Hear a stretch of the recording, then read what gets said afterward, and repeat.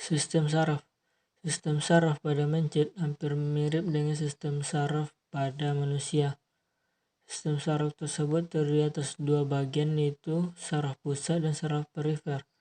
Sistem saraf pusat adalah otak dan medula spinalis atau sumsum tulang belakang, sedangkan sistem saraf perifer berdasarkan lokasi dibedakan menjadi saraf kranial dan saraf spinal. Kemudian berdasarkan kerjanya dibedakan menjadi saraf somatik dan saraf otonom. Sistem saraf terdiri dari jutaan sel saraf atau neuron. Fungsi sel saraf adalah mengirimkan pesan atau impuls yang berupa rangsang atau tanggapan. Sistem saraf pusat. Yang pertama itu ada otak atau encephalon. Otak mempunyai 5 bagian utama. Yang pertama, otak besar atau cerebellum. Otak besar merupakan sumber dari semua kegiatan atau gerakan sadar atau sesuai dengan kehendak, walaupun ada juga beberapa gerakan refleks otak. Yang selanjutnya ada otak tengah atau mesencephalon. Otak tengah terletak di depan otak kecil dan jembatan faral. Selanjutnya ada otak kecil atau cerebellum. Cerebellum mempunyai fungsi utama dalam koordinasi gerakan otot yang menjadi secara sadar keseimbangan dan posisi tubuh. Bila ada rangsangan yang merugikan atau berbahaya, maka gerakan sadar yang normal tidak mungkin dilaksanakan. Jembatan faral atau pons farali. Jembatan faral berisi serabut saraf yang menghubungkan otak kecil bagian kiri dan kanan, juga menghubungkan otak besar dan sumsum tulang belakang. Sumsum sumbang atau medulla oblongata. Sumsum sambung berfungsi mengantar impuls yang datang dari medulla spinalis menuju ke otak. Selanjutnya sumsum ada pada mencit juga ada sumsum tulang belakang atau medulla spinalis. Pada penampakan melintang sumsum tulang belakang ada bagian seperti sayap yang terdiri atas sayap atas disebut tanduk dorsal dan sayap bawah disebut tanduk ventral. Impuls sensorik dari reseptor diantar masuk ke sumsum tulang belakang melalui tanduk dorsal, dan impuls motor keluar dari sumsum tulang belakang melalui tanduk ventral menuju efektor.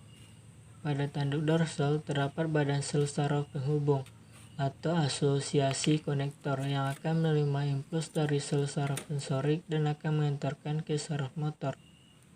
Pada mencit juga terdapat sistem saraf tepi. Sistem saraf tepi terdiri dari sistem saraf sadar dan sistem saraf tak sadar, atau biasa disebut sistem saraf otonom. Sistem saraf sadar mengontrol aktivitas yang kerjanya diatur oleh otak, sedangkan saraf otonom mengontrol aktivitas yang tidak dapat diatur oleh otak, antara lain denyut jantung, gerak saluran pencernaan, dan sekresi keringat. Sistem saraf sadar. Sistem saraf sadar disusun oleh saraf otak atau saraf kranial, yaitu saraf-saraf yang keluar dari otak, dan saraf sumsum tulang belakang, yaitu saraf-saraf yang keluar dari sumsum tulang belakang. Saraf otak terdapat 12 pasang. 3 pasang saraf sensorik, 5 pasang saraf motor, dan 4 pasang saraf gabungan dari sensorik dan motor. Saraf otak dikhususkan untuk daerah kepala dan leher. Saraf otonom. Sistem saraf otonom disusun oleh selaput saraf yang berasal dari otak maupun dari sumsum tulang belakang dan menuju organ yang bersangkutan. Dalam sistem ini terdapat beberapa saluran dan masing-masing jalur membentuk sinapsis yang kompleks dan juga membentuk ganglion. Urat saraf yang terdapat pada pangkal ganglion disebut urat saraf praganglion. Yang berada pada ujung ganglion disebut urat saraf postganglion. Sistem saraf otonom dapat dibagi atas sistem saraf simpatik dan sistem saraf parasimpatik. Perbedaan struktur antara saraf simpatik dan parasimpatik terletak pada posisi ganglion.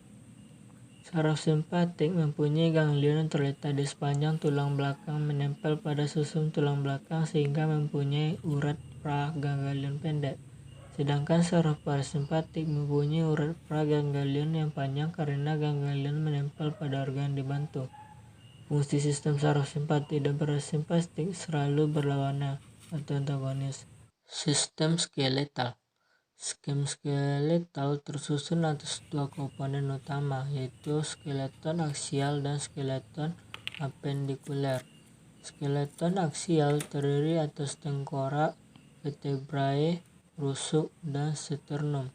Sementara skeleton apendikuler tersusun atas pektoral, pelvis, dan tungkai.